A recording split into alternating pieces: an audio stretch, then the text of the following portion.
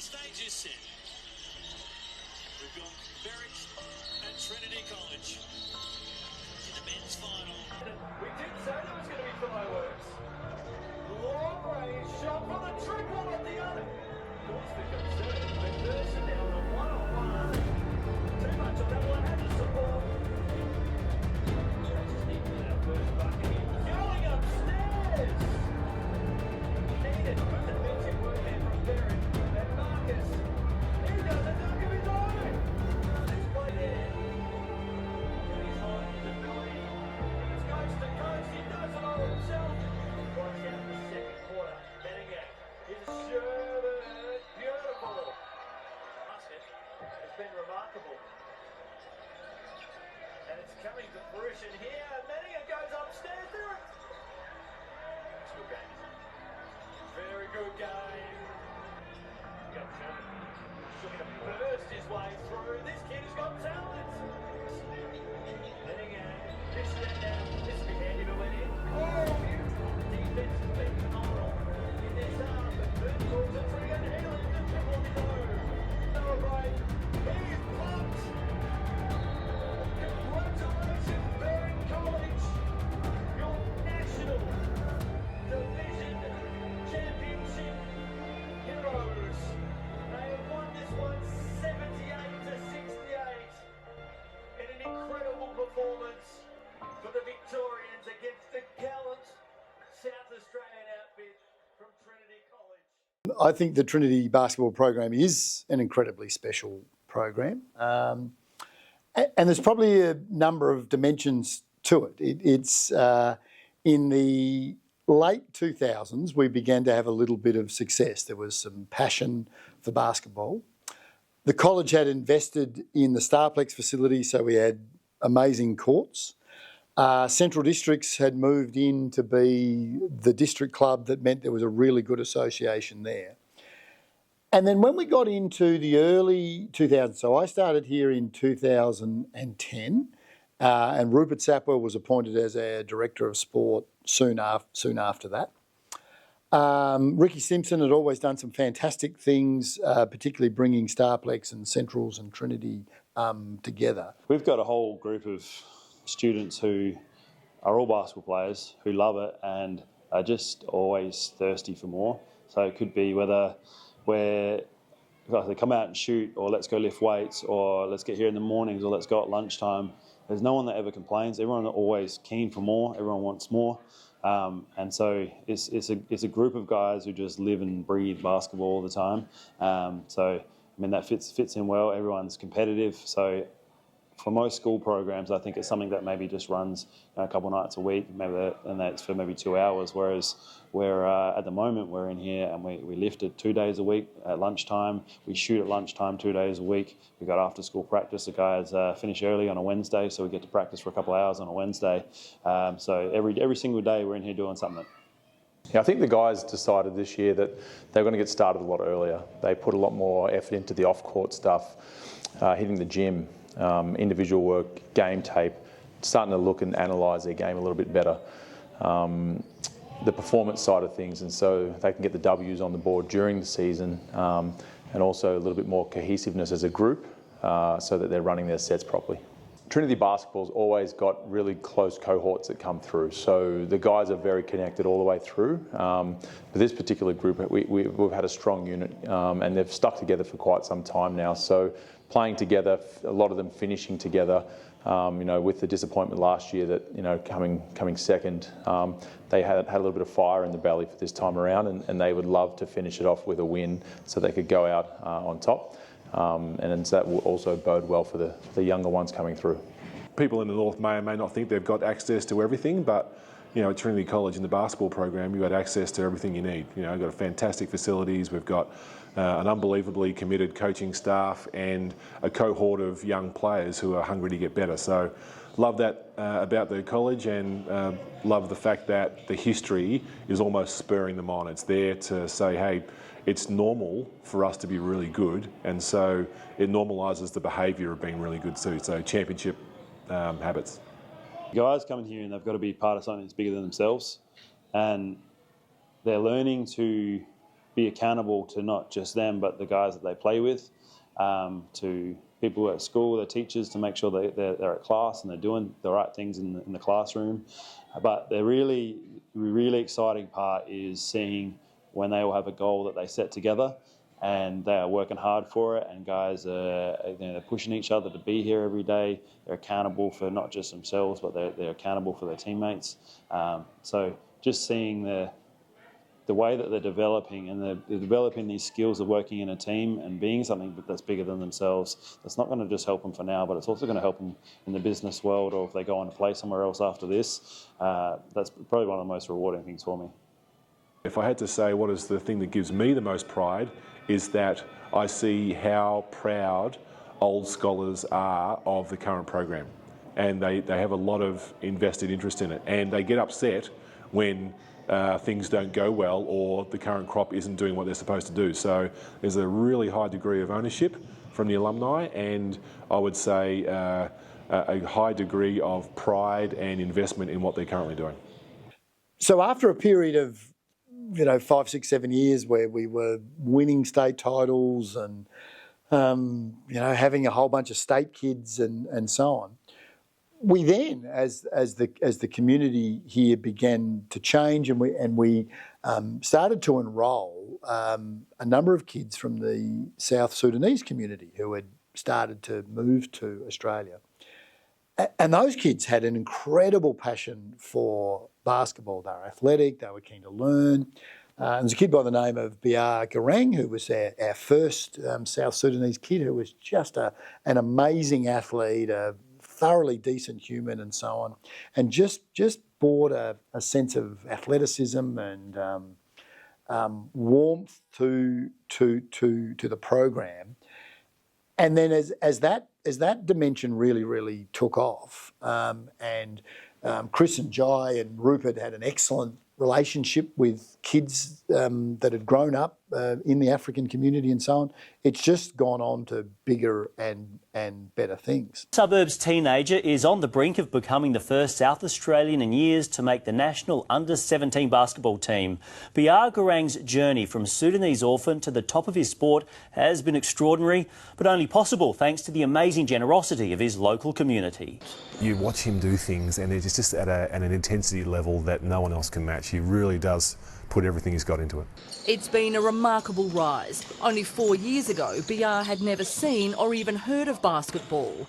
He, his younger brother and grandmother had just fled war-torn Sudan. Then something good happened. Biar landed at Trinity College, where former 36er Rupert Sapwell is the head of sport.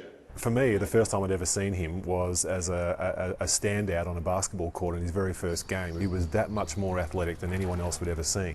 The classic that it takes a village to look after a child is absolutely true for Biar, but people are honoured to do it. Rupert and college principal Nick Haitley led the way, opening their hearts and pockets, and the entire school community followed. Extremely motivating, extremely uplifting for all those around him to see that someone, given the minutest of opportunities, is going to run with that as much as they can. And run he has. In rapid succession, Biar's made club teams, state teams, and is now part of the Australian squad for next year's Under-17 World Championships in Spain. So luckily we've had a lot of championships, so we were in a very unique position to be able to say that we've won a lot. Since 2005, I think we've won 20 plus state championships, so that's first of all meaningful for the college. It's meaningful for the players, because when those banners hang above their playing, when they're training, it means something. It's almost like the ghosts of championship past are all looking down on them. If they start to muck around, there's this pressure going on that says, hey, it's not how we do it here at Trinity. So I think that history of excellence really means something. I know it does to the community as well. But just in those early 2010s, we began to get a number of students join the college who were particularly passionate about basketball.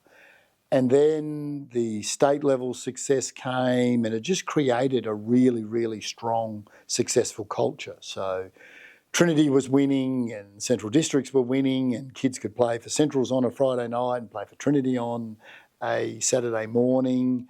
Rupert was around and coaching, and Joe Watson was around coaching, and Chris Clausen, who had been a player, had been around as well, and then he went off and got a teaching degree and came back, and it just grew and grew and grew. And so it was this perfect sweet spot of the right school, the right coaches, the right facilities, and it just took on a really sustaining feel to it. There was just great success and great pride and so on, where we found that the kids who went to Trinity could complement what their district basketball was and could just get an extra series of games and opportunities to go to nationals and do those things, which then really fed into a program. We had kids that were passionate and went on to the States for college and went into the NBL 1 program and so on. And it just grew and grew and grew.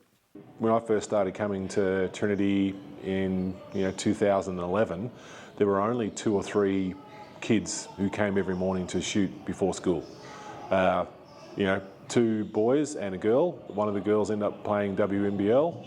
One of the boys ended up playing NBL, and the other one is on his way. Then as they achieved success, other people started getting in on it, and pretty soon there were 5, there were 6, then there was a morning training group that had 7 or 8 kids in it, and now you can look out at any one time and there's 25 or 30 kids out there. So what started off as a couple of people just doing high degree habits has turned into something that is normalised behaviour now. It's just everyone comes in and gets extra shots. And when you look around, they're not mucking around. No one's out there barking instructions at them. They've just learned this behaviour from the previous older group, and they've come in now and it's all about business. So they come in, they're ready to go, they're dressed appropriately, and they work hard, they get up a sweat, and then they get changed and go to school. So that's just a championship habit that's now running itself. We've got to be the next guys to be successful, and we push for that every single day. And it's good to see all the old guys that were successful before you come back and come out to games, and it just makes it a real sense of community and helps you push to be better every single day. On the court, I feel like we all have really great chemistry. We've all been playing together for a few years, or know each other outside of basketball. So the chemistry on the court's there.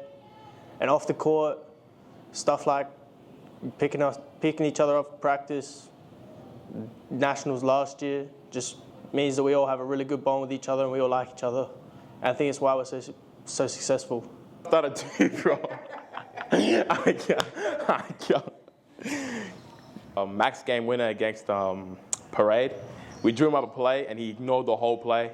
He just drove, chucked some random shot up, won us the game, onto the finals. Everyone just jumped around. Energy was high. Probably the best moment. It's pretty tight on and off the court because we play club school ball together. So it's like very good energy, very high. Everyone's talking smack, like we just push each other to the hardest, It's good though, brotherhood. So I wasn't playing great, and Shuby and Shabs were going well, so we drew up a play for Schubert. And I saw everyone drift, I saw a gap, I took it, drove, shot a shot that I probably shouldn't be shooting, but it went in, so yeah, so we're all happy. It's tough, because they're my boys. I'm happy seeing them succeed, but I did wish I was there with them, and I'm back, so yeah, I've got to win it again, so yeah. Okay, I've been here for like 8 years now, and I don't know, it's just winning culture, Came here and they're already winning, and we're still winning with me, so it's good. Knowing my brothers came through it, and like McGock won a national, so I just want to one-up him, and Manny won a state, and I just done that. That just keeps me pushing in that.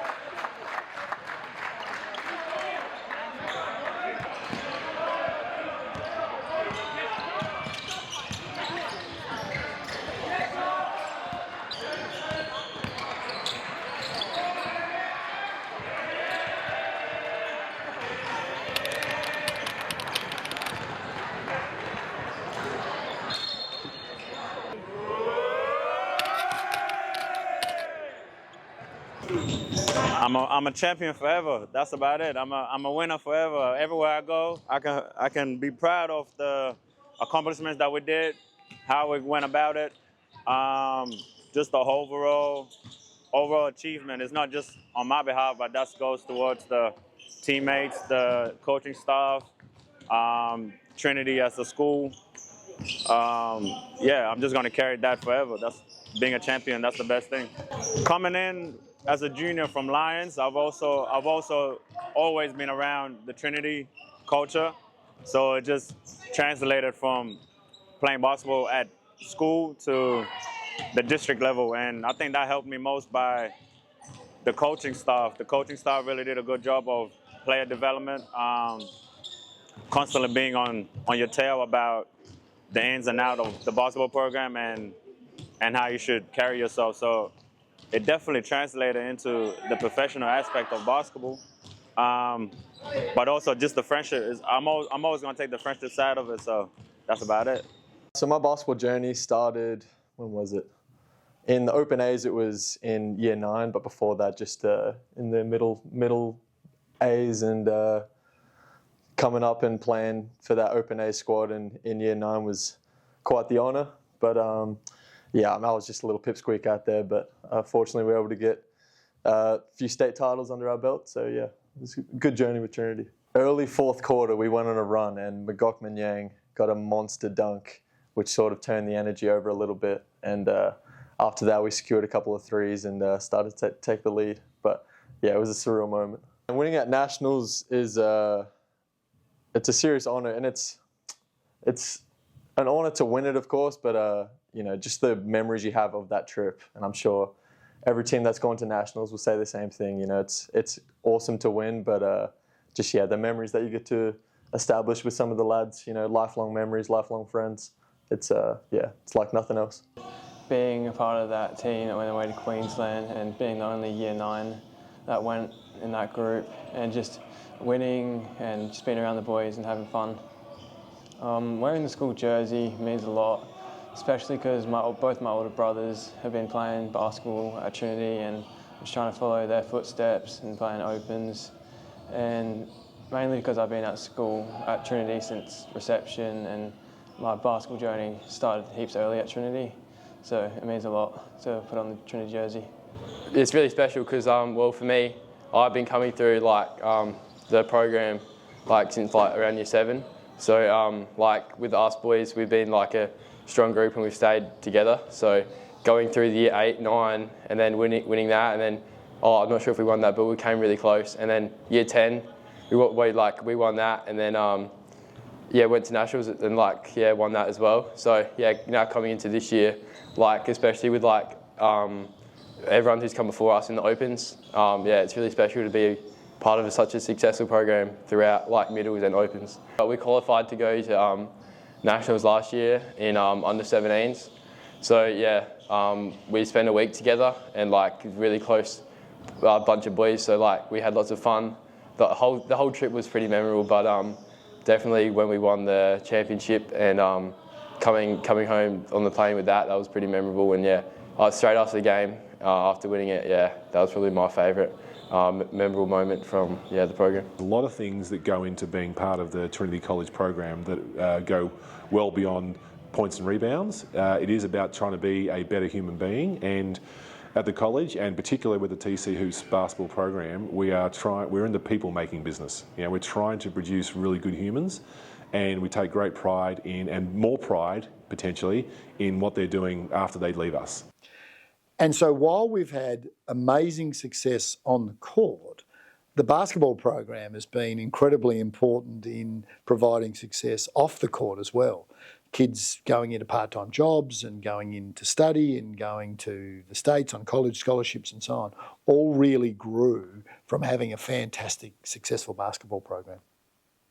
It's about helping them on the court to be able to work together and become better at basketball. It's helping them individually, whether we're doing shooting sessions or weight sessions or spending time with each of the players, but also just helping them navigate how they interact with other people and how to make sure that we're doing things on time and communicate properly. So it's all about developing our players, as not just as basketball players, but as an entire person and a young man. The expectation is that the guys get the most out of their own talent individually and as a team. So whatever that may be, if that's 5th or that's 4th, or if it's a win, just getting the most out of their individual talent is the key. That's something that we've been promoting here, is that whatever the best is that you can possibly do, don't leave a stone unturned in trying to figure out a good way to do that. And I think they've put their best foot forward in that area.